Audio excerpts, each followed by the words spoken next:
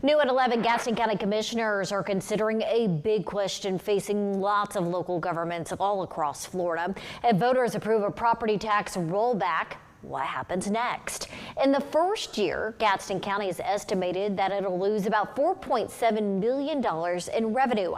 That bumps up to $6 million in the second year.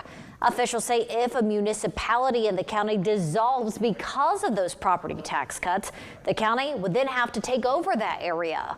One commissioner suggested cutting off services they're not legally required to offer, raising questions about libraries and senior citizens funding. The citizens going to have to determine whether or not what we need most. Do we need EMS? Do we need public works? How many ambulance services that we need in our community? Officials say as these discussions continue, they encourage people to attend these meetings to learn more about the impact and what they'd like to see happen.